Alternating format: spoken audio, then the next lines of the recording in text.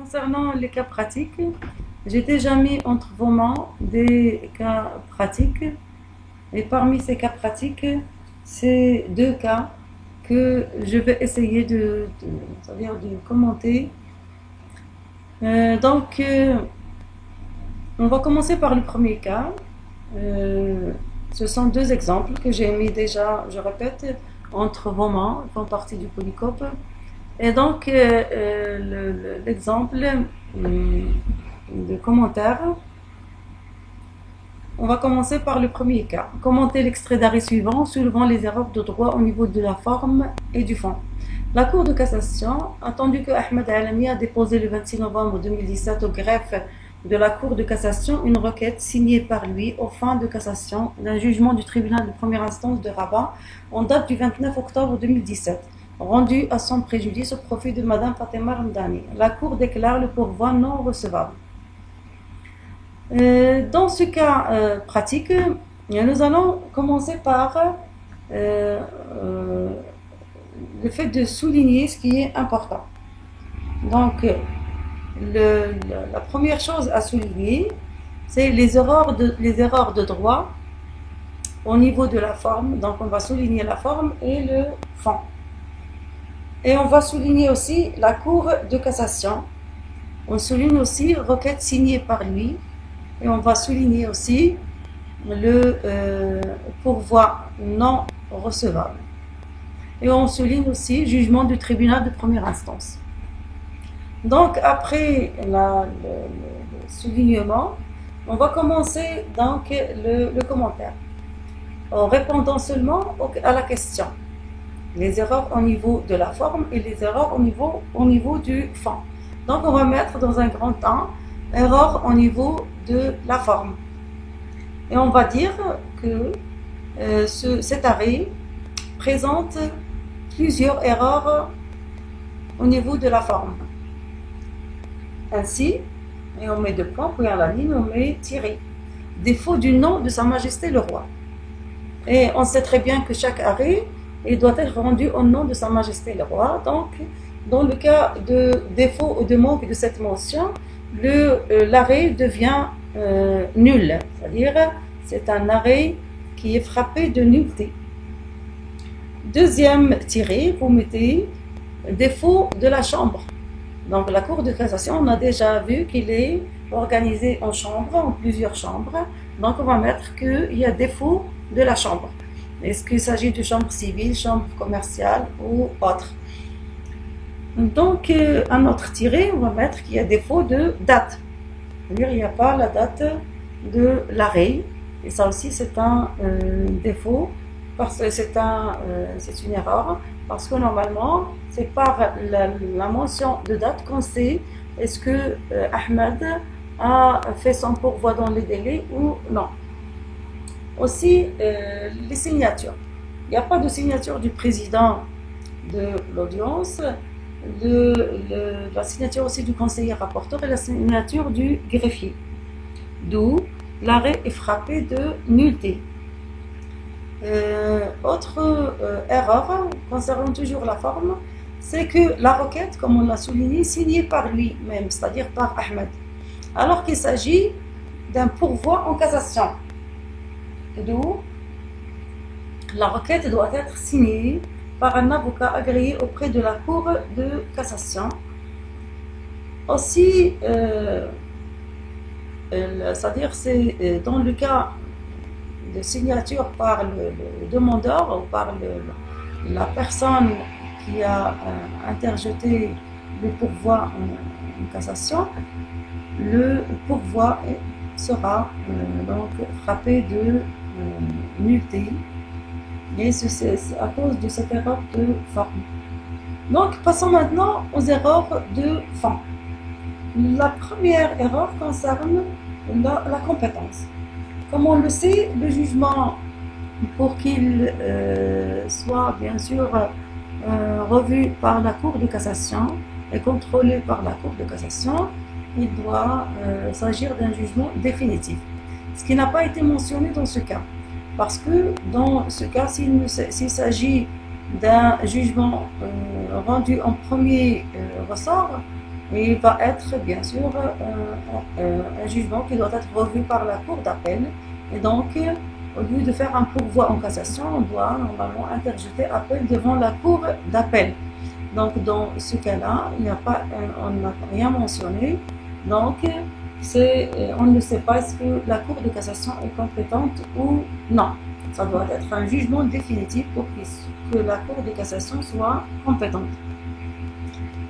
Autre chose, c'est que l'arrêt de la cour de cassation doit être motivé.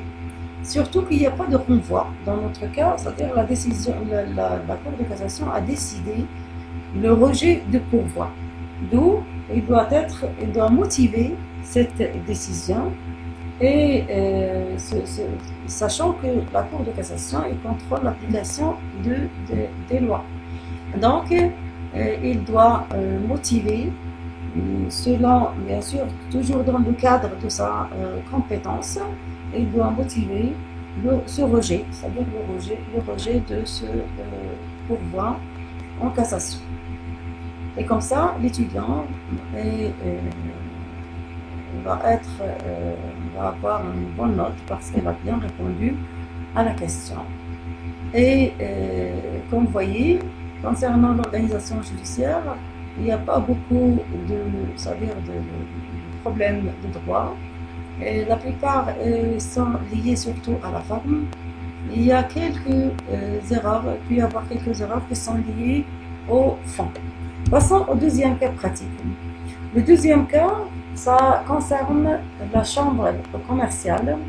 Donc, commentez l'extrait d'arrêt en soulevant les erreurs toujours. Vous soulignez la forme et le fond. Donc, la Cour de cassation, chambre commerciale, attendu selon l'arrêt attaqué que la société Paradise Motorcycle qui avait pris à bail un local commercial appartenant à Madame X. Donc, on souligne bail et commercial. Ne s'étant pas acquitté des factures établies par la société Génio, cette dernière l'a assigné en paiement devant le tribunal de première instance. Que la société Paradise Motorcycle a soulevé l'incompétence de cette juridiction au profit du tribunal de commerce.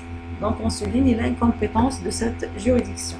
Attendu que pour dire le tribunal de première instance compétent, l'arrêt d'appel retient que si le tribunal de commerce est le juge naturel des parties, puisque la contestation sans rapport avec le statut des baux commerciaux oppose deux commerçants à propos du paiement des factures.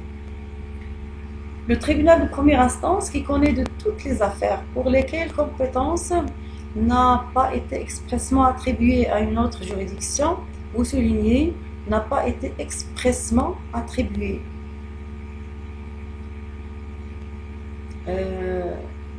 à une autre juridiction.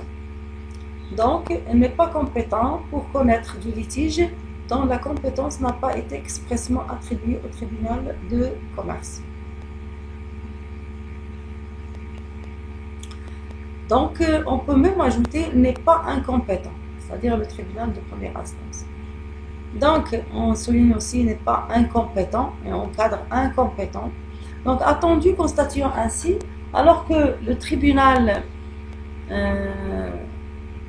que les tribunaux de commerce connaissent des contestations relatives aux engagements entre commerçants, la Cour d'appel a violé la loi. Par ces motifs, casse et annule dans toutes ces dispositions l'arrêt rendu le 29 mai 2008 entre les parties par la Cour d'appel de Fès. On remet en conséquence la cause et les parties dans l'état où elles se trouvaient avant le dit arrêt et pour être fait droit, les renvoie devant la Cour d'appel de Fès, autrement composé. Donc, dans ce cas aussi, on va mettre comme réponse, comme commentaire, on va mettre un grand temps les erreurs de forme. Et on va commencer par la même erreur qu'on a soulevée dans le premier arrêt. C'est le nom de Sa Majesté le Roi. Ne figure pas donc dans cet arrêt, ce qui veut dire que l'arrêt est frappé de nullité pour erreur de forme, pour le défaut de cette mention. Deuxième erreur toujours de forme, c'est que les signatures ne figurent pas sur l'arrêt. alors que normalement les signatures doivent figurer, signature du président, du conseiller rapporteur et du greffier doivent figurer sur l'arrêt. Et concernant aussi la forme, il y a manque de date, c'est-à-dire il y a le défaut de la mention de la date. Concernant le fond, il s'agit surtout d'un problème de compétence. Sachant que dans ce cas, la Cour, il s'agit d'un litige opposant deux commerçants. Ce litige est lié aux activités commerciales. C'est un bail commercial et ce sont des factures qui ne sont pas acquittées. Donc, il s'agit d'activités commerciales entre commerçants.